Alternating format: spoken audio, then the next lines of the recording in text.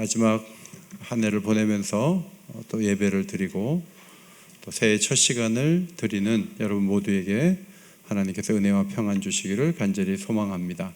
한 해도 너무 고생 많이 하셨습니다. 옆 사람에게 위로의 말을 한번 건네야겠습니다. 한 해도 고생 많이 하셨습니다. 어린아이들도 옆에 와 있는데 칭찬해 주시고 또 머리를 쓰다듬어 주시면 좋겠습니다.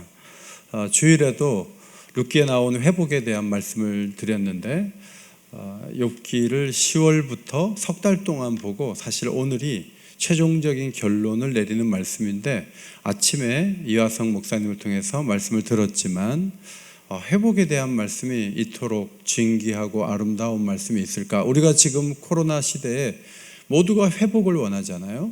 하나님이 회복을 시켜주시면 이렇게 시켜주실 수 있겠구나. 그 꿈을 갖고 이 한 해를 마무리하고 또 새해를 맞는 그런 우리 모두가 되기를 소망하여 이 말씀을 다시 본문으로 정하게 되었습니다. 욥기서는 크게 7부분으로 나눌 수 있는데 처음에 욥의 경건한 모습, 평안한 시간이 1장에 나오죠. 그 다음에 1장 6절부터 욥이 모르는 세계의 대화가 나옵니다. 하나님과 사탄이 대화를 하는 거죠. 욥과는 전혀 관련이 없습니다. 욥의 어떤 잘못으로 인해서 어려움이 온 것이 아니라 천상의 세계에서 누군가의 대화가 욥의 인생을 이끌었다는 것이 이 부분에서의 강조점입니다. 욥은 엄청난 것들을 잃었습니다. 재산을 잃었고 자녀를 잃었고 건강을 잃었습니다. 모든 것을 잃은 거예요. 그런데 친구들이 와가지고 욥이 왜 그렇게 됐는지를 설명하면서 욥의 마음을 아프게 했습니다. 그리고 네 번째 친구가 나타나도 비슷한 얘기를 건넸어요. 그리고 나서 하나님께서 38, 39, 40, 41장 넉 장을 계속 질문을 하면서 욥을 추궁하십니다. 욥이 회개하고 오늘 본문 회복되었다. 욥기서 전체는 그렇습니다. 결론은 그런 거예요. 욥은 피조물이고 욥은 모든 것을 다 알 수 없고 하나님은 전능자이시기 때문에 욥이 하나님에 대해서 말한 것이 잘못되었다. 하나님의 주권에 속한 부분을 피조물인 인간이 뭐라 할 수 없다. 하나님은 그렇게 야단을 치신 거죠. 그래서 욥은 제가 전능자가 아니었습니다. 제가 무지한 상태에서 말을 많이 했습니다. 하고 티끌에 앉아서 죄를 무릅쓰고 그가 회개 기도했다. 그렇게 기록이 되어 있습니다. 하나님께서 그 회개를 받으시고 너 회개가 아직 부족해 3주는 더 기도해야 돼 그러지 않으시고 그 모든 것들을 잘 받아주신 것이 6절까지 기록된 것으로 보이고 이제 7절부터 이제 하나님께서 새로운 문을 여셨는데 욥이 회개했으니까 이제 다 된 것인가? 그렇지 않죠. 긴 대화를 이어온 세 명의 친구 엘리바스를 비롯해서 세 명의 친구를 하나님이 찾아오셨습니다. 그리고 책망하셨어요. 너희들의 말이 욥의 말보다 옳지 못했다. 욥이 더 옳았다라고 말씀하셨습니다. 너희들의 고난에 대한 인식은 잘못되었다. 하나님은 공의로운 분이지만 또 한편 사랑의 하나님이신데 모든 아픔과 고난을 죄와 연결한 것은 마땅치 않다. 하나님은 그렇게 말씀하시면서 8절에 너희가 우매한 만큼 너희에게 갚지 아니하리라 라고 말씀하셨습니다. 저들은 잘 모르고 말을 많이 했는데 우매한 만큼 사실은 갚아줄 수도 있다. 하나님의 공의는 그들을 심판할 수 있다라고 말씀을 한 것입니다. 여러분, 살인하고 도둑질한 것만 잘못한 것이 아니고 사람이 마음이 아프고 힘들때 옆에 가가지고 막 소금을 뿌리듯이 그렇게 하면서 마음에 상처를 준 것도, 그리고 하나님을 빙자해서 말을 잘못한 것도 하나님의 진노를 살 만한 일이다. 그것을 가르쳐 주셨습니다. 하나님의 생각과 다른 판단을 하면서 하나님처럼 말하는 것은 잘못됐다 하는 거예요. 여러분, 하나님에 대해서 이 한 해를 보내면서 정당하지 않게 말한 것, 하나님을 빗대서, 공의를 빗대서 하나님은 아마 이럴 것이다 라고 생각하면서 많은 말을 했는데 하나님께서 나는 동의하지 않거든. 그럼 우리가 심판받을 수 있다는 것을 말씀은 경고하죠. 이사야서 55장 8절에 이는 내 생각이 너희의 생각과 다르며 내 길은 너희 길과 다름이니라. 여호와의 말씀이니라. 하나님의 생각을 다 알 수 없어요. 성령님만이 하나님의 생각을 온전히 알고 우리는 하나님은 아마 이러실 거야 하는데 안 그럴 때도 참 많아요. 그래서 많이 기다려야 돼요. 제가 선배님 한 분, 목사님이신데 목사님하고 통화를 하면 5분을 못 하겠어요. 목사님이 말씀을 많이 안 하세요. 그리고 만나서도 말을 잘 안 하세요. 근데 그분 늘 말에 조심하세요. 그래서 너무 어떨 땐 답답해요.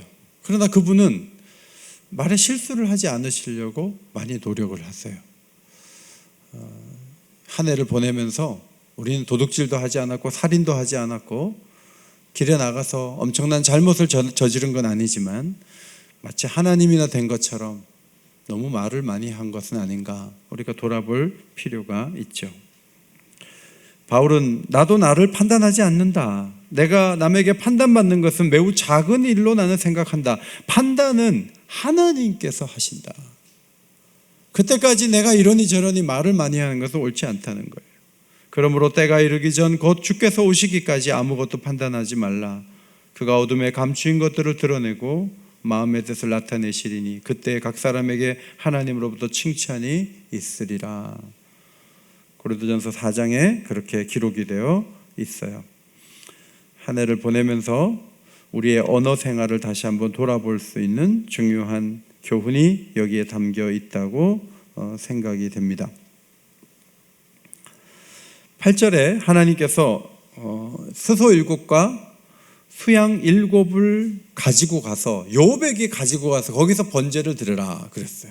욥이 제사장도 아닌데 왜 그랬을까? 이유는 욥이 친구들과의 대화를 하면서 너무너무 상처를 많이 받았어요. 그런데 그 상처를 받았던 욥이 용서를 하면 내가 너희를 용서하겠다 이렇게 말씀하셨습니다. 하나님께만 나는 범죄였어. 그러니까 내가 상처를 준 사람은 상처를 준 사람이고 나는 하나님께만 용서받으면 돼 이렇게 생각할지 모르지만 하나님은 그렇지 않죠. 하나님은 욥에게 가서 이 문제를 해결을 해야 된다. 모독에 가까운 얘기를 한 욥이 그 모든 것들을 용서해 주면 내가 너희를 용서해 주겠다라고 말씀하신 거예요. 전능하신 하나님, 자신의 모든 것을 알고 계시고 자신을 받아주신 그 하나님의 큰 사랑을 조금 전에 입었던 욥은 친구들이 재물을 가지고 왔을 때 같이 번제를 드리고 친구들이 우리를 위해 기도해 주면 하나님이 용서해 주신대 하니까 마음을 다 풀고 용서를 해 주었습니다. 그들을 위해 기도해 주었어요. 사실 용서가 억지로 되다 보면 용서하기 참 어렵잖아요. 용서도 안 되는데 용서한 척하면 밥을 먹으면 체하는 거예요. 그런데 욥은 그런 마음이 아니에요. 하나님의 큰 사랑, 하나님의 받아주시는 은혜를 이렇게 충분히 받으면서 하나님이 기쁘게 받으실 수 있는 용서하는 모습. 그래서 하나님이 욥을 기쁘게 받으실 때는 욥이 친구들에 대해서 원한을 다 풀어버린 거예요. 여러분, 이 한 해가 지나가는데 새해 우리나 30분 전에 우리나 똑같은 사람이에요. 그런데 하나님이 우리를 받아주시려면요, 기쁘게 받아주시려면 우리가 용서해야 돼요. 그러면 하나님이 우리를 기쁘게 받아주세요. 관계를 회복해야 돼요. 저는 어제 전화통을 들고 제가 정말 힘들었던 사람이 한 명 있었어요. 근데 전화했어요. 그리고 제가 제안을 하고 얘기를 하니까 상대방이 기쁘게 받았어요. 저도 그 형제를 기쁘게 받았어요. 사실 전화하기 전까지는 고민이 많았어요. 그런데 그거를 이렇게 좋게 관계를 하고 나니까 어젯밤에 잠이 얼마나 잘 왔는지 몰라요. 하나님이 저를 기쁘게 받으셨다는 확신이 들어요. 이 한 해를 보내기 전에 정말 답답하고 힘든 사람이 있습니까? 오늘 저녁에 그 사람을 용서하시기를 바랍니다. 그리고 너무 미안한 사람이 있어요? 용서해달라고 얘기하세요. 그리고 손을 내미세요. 손을 내미시고 그러면 하나님이 우리를 새해에는 기쁘게 쓰실 수 있는 상태가 된다. 회복시킬 수 있는 상태가 된다. 그런 말씀이에요. 우리가 보기에 시급한 것은 욥이 빨리 건강을 회복하고 재산이 또 많아지고 명예가 회복되는 그런 문제지만, 하나님이 정말 시급하게 여기는 것은 형제를 용서하는 관계, 좋은 관계에 있는 것을 하나님이 정말 원하신다는 거예요. 하나님은 우선 그게 돼야 품으실 수 있다 하는 것을 말씀이 보여줘요. 그래서 하나님의 우리가 회복되는 과정에서 원하시는 게 뭐냐면, 먼저는 회개함으로 하나님과의 관계가 회복되고, 사람들을 용납함으로 사람들과의 관계가 회복되는 이 두 가지 관계 회복을 하나님이 원하신다는 거죠. 이것이 재산이 회복되고 건강이 회복되고 가정이 회복되는 것보다 더 우선적인 것이 될 수 있다. 오늘 말씀은 그것을 가르쳐 주세요. 여러분, 예수님이 이 땅에 오셔서 십자가에 죽으신 이유가 뭐죠?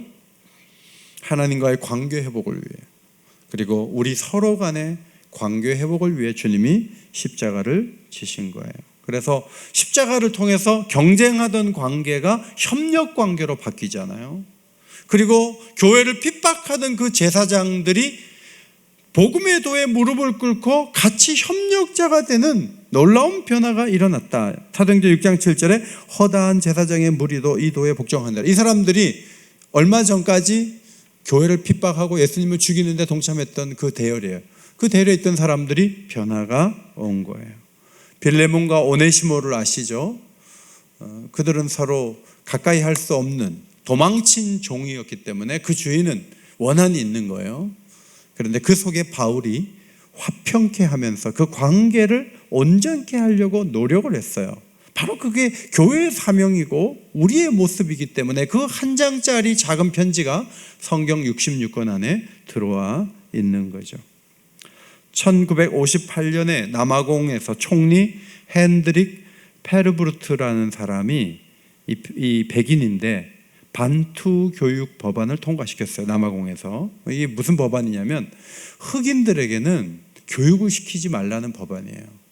수학은 백인만 배워도 된다. 써먹을 수도 없는 걸 못하러 교육을 하냐. 이래갖고 법안을 통과시켜갖고 학교 고등교육을 흑인들이 못 받게 만들었어요.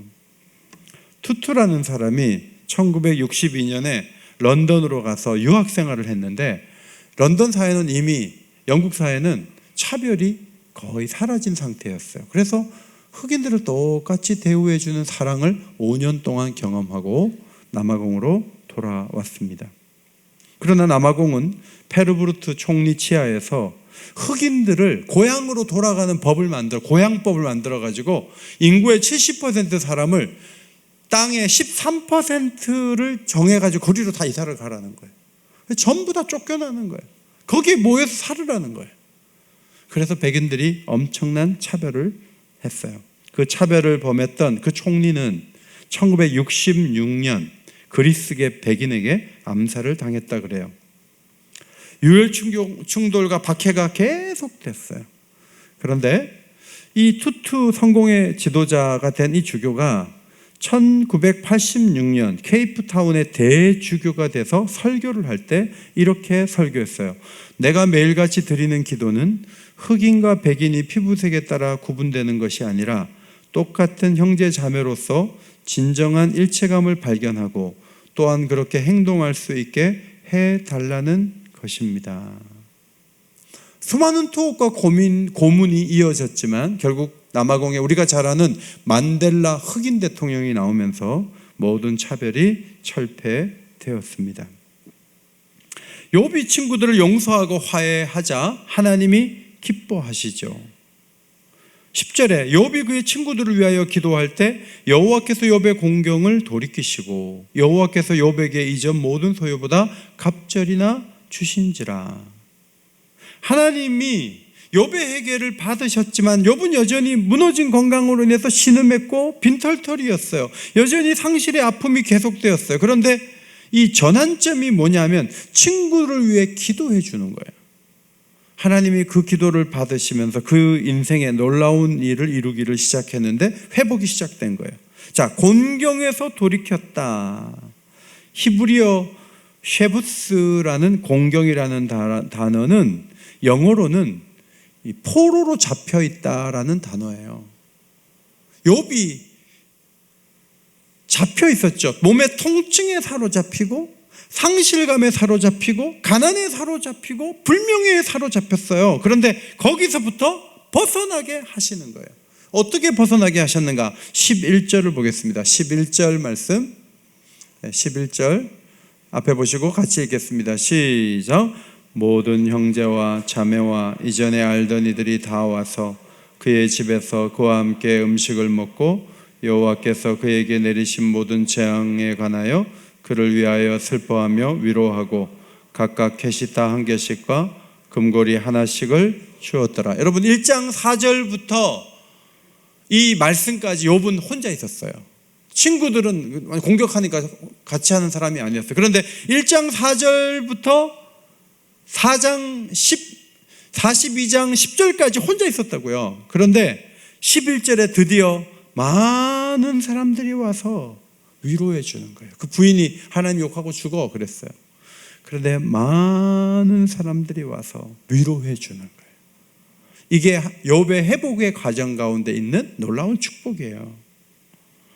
여러분 성탄 카드 많이 받으셨어요?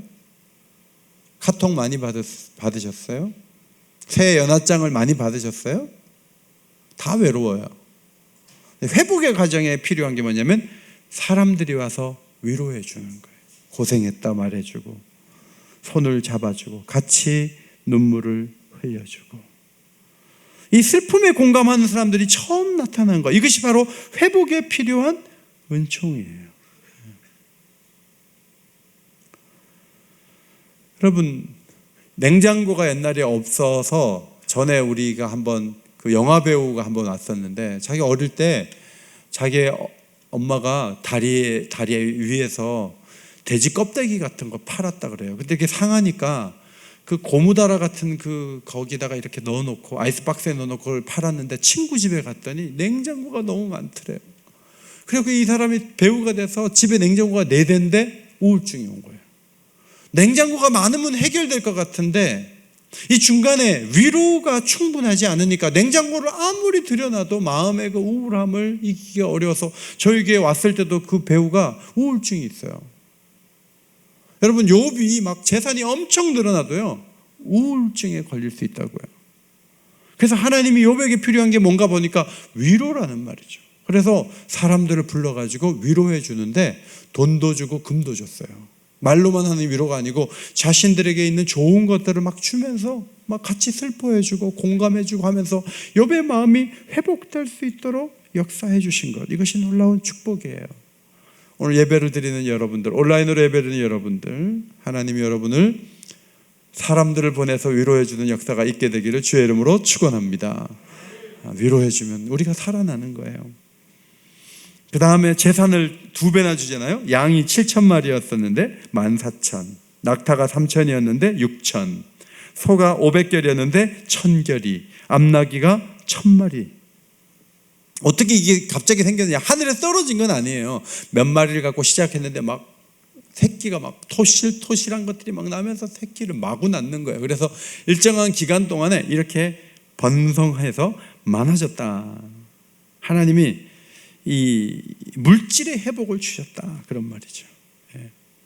내가 회개하면 부자가 되게 하실 거야, 그래서 회개한 건 아니에요. 그런데 하나님이 막 부어주시는 거예요. 우리는 이런 생각을 해요. 마음의 회복을 주시면 되니까, 건강만 회복시켜도 좋으니까 뭐 돈을 요구하는 건 아니에요. 돈은 없어도 돼요. 우리는 뭐 굉장히 경건하기 때문에 그렇게 생각하지만, 그러나 여러분 이렇게 근거를 두고 2배를 갖다가 이렇게 자세하게 기록한 이유가 뭔지 아세요? 회복에는 물질의 회복도 있는 거예요. 무슨 가난이 미덕인 것처럼 그거는 성경적 사상이 아니죠. 하나님께서 강력하게 부어주셔서 축복의 통로로 쓰임받을 수 있도록 역사해 주시는 그런 통로로 교회가 쓰임받고 가정이 쓰임받고 개인이 쓰임받는 것은 매우 중요한 거예요. 그래서 욥의 이 물질의 회복이 놀랍게 일어났다 이거예요. 지금 코로나 시대에 막 신음하잖아요. 장사가 안 돼가지고 막 마이너스고 문을 닫고. 그런데 여러분 그런 분한테 뭐 영적으로는 더 깊어질 기회입니다, 이러면서 물질은 없어도 하나님께 더 가까이 가면 그게 복입니다, 계속 그런, 성경이 사실은 이런 부분에서도 회복을 말하거든요. 그래서 회복되게 만드시는 거예요. 지금 여러분의 가정이 어렵습니까? 사업이 어렵습니까? 그 하나님의 회복이 임할 때 여러분이 상상하지 못했던 놀라운 물질의 은혜도 우리에게 부어져서 마음껏 주를 위해서 쓸 수 있는 축복이 여러분의 가정에도 임하게 되기를 축원합니다. 하나님은 그렇게 주실 수 있는 분이라는 거죠. 13절에 딸 아들 7과 딸 셋을 줬다. 아들 7과 딸 셋을 두었다. 딴 건 다 2배인데 여기는 아들 14명하고 딸 6명 아니지? 뭐 이렇게 생각할 수 있지만 이제 이 구절을 놓고 신학자들이 그런 얘기를 하는 거예요. 그 죽은 아들 7과 딸 셋은 천국에 있다. 땅에는 또 새로 7과 셋을 또 낳기 때문에 합하면 20명이다. 그래서 갑절이나 받았다. 이렇게 해석하는데 그 해석이 참 좋다고 생각해요. 그리고 이제 아들 이름 빼놓고 이 딸 이름들을 얘기하잖아요. 첫 번째 딸이 여미마. 이건 따뜻하다, 애정, 비둘기의 그 애정. 비둘기가 서로 이게 암수가 가깝거든, 따뜻하거든요. 그게 따뜻하다는 뜻이에요. 이 욥의 마음도 회복되니까 마음이 따뜻해진 거예요. 여러분 가운데 좀 차가운 분들이 있습니까? 새해에는 따뜻한 회복의 역사를 경험하시기를 바랍니다. 하나님의 축복이에요. 두 번째는 그시야, 향기로운 향료라는 말인데요. 향기롭단 말이죠. 욥이 조금 전까지, 얼마 전까지 몸에서 악취가 났어요. 몸이 썩어가지고 냄새가 났단 말이에요. 그런데 욥이 회복되니까 향기로워요. 사람들이 너무 욥을 좋아해요. 향기가 나니까. 사람들이 여러분에게 다가서면 향기가 나고 여러분을 좋아하고 가까이 하는 축복이 있으면 얼마나 좋겠어요. 이것이 회복된 자의 모습이라는 거예요. 세 번째는 화장품의 뿌리라는 의미. 어떻게 보면 화장품 뚜껑이에요. 게렌합북, 더럽혀졌던 그 얼굴에 눈물을 닦아주시고 얼굴을 하나님이 아름답게 만드셨다는 거예요. 옛날에는 추하고 고민하고 맨날 울고 그랬는데 얼굴이 환해지고 아름다워지는 놀라운 축복이 그 딸에게 있었다는 것은 욥의 마음의 회복, 그것이 이렇게 가능했다. 그래서 이 세 딸 이름이 궁극적으로 향하는 방향이 뭐냐면 천국이에요. 욥은 천국의 한 부분을 가지고 와서 누리는 거예요. 욥이 고난당할 때 나이가 70세였다면 140년을 더 살았으니까 200세까지 사는 거예요. 그러니까 엄청나게 오래 살았어요. 아들과 딸을 보는 것도 위로가 되는데 4대를 봤단 말이죠. 그러면서 하나님의 놀라운 축복을 받았어요. 야고보서에 욥에 대한 말씀이 한 곳 있는데 야고보서 5장 7절과 11절이에요. 앞에 한번 보시고 한번 같이 읽겠습니다. 시작. 그러므로 형제들아 주께서 강림하시기까지 길을 참으라. 보라, 인내하는 자를 우리가 복되다 하나니 너희가 욥의 인내를 들었고 주께서 주신 결말을 보았거니와 주는 가장 자비하시고 긍휼히 여기시는 이시니라. 자, 여기 보면 주께서 주신 결말을 봤다는 게 바로 이 본문 4장 7절부터 17절까지 말씀을 말하는 거예요. 욥이 그래도 참았어요. 참고 하나님을 기다렸는데 하나님이 결말에 놀라운 회복을 주신 것을 봤기 때문에 우리 또한 인내해야 된다. 코로나가 2년째고 내년에 3년째고 4년째 5년째 될지도 모르지만 그러나 주께서 주신 결말의 그 아름다운 회복을 마음속에 새기면서 하나님이 그렇게 무자비하시고 불쌍히 여기지 않으면서 함부로 하시고 우리를 고통 속에 밀어넣으시면서 즐기시는 그런 분이 아니라 하나님이 자비하신 좋은 분이기 때문에 그분을 바라보라는 거예요. 그분을 의지하라는 거예요. 이것이 욥기서의 중요한 결론이라는 거죠. 잘 참아야 돼요. 끝까지 잘 참아야 돼요. 그것이 우리가 걸어가야 될 길이다. 그런 말씀이에요. 인내의 결국은 하나님이 주시는 회복의 풍성함입니다. 제가 책 중에 이런 표현을 보면 참 좋다고 표현했어요. 욥이 오늘 본문은 하나님의 사랑의 저편이 지금 여기서 우리를 만나고 있는 것의 모형이라는 거예요. 욥이 회복은 천국은 이럴 거야 라는 것을 하나님이 미리 맛보게 해주신 것이 회복의 절정이라는 거예요. 우리도 하나님이 그렇게 회복시켜 줄 수 있어요. 시간이 되면, 친구들과 화해하면, 하나님을 끝까지 기다리면 하나님이 우리에게 찾아오셔서 그 복을 주실 수 있다. 믿음의 눈으로 바라보시기를 주의 이름으로 축원합니다. 기도하겠습니다. 하나님, 욥의 결말을 보았습니다. 저희도 잘 인내하게 하시고 하나님의 회복의 놀라움을 경험하는 복된 자리에 서게 하여 주시옵소서. 오늘 이 밤에 예배드리는 모든 분들을 기억하옵소서. 축복하여 주시고 회복되게 하옵소서. 예수님 이름으로 기도하옵나이다. 아멘.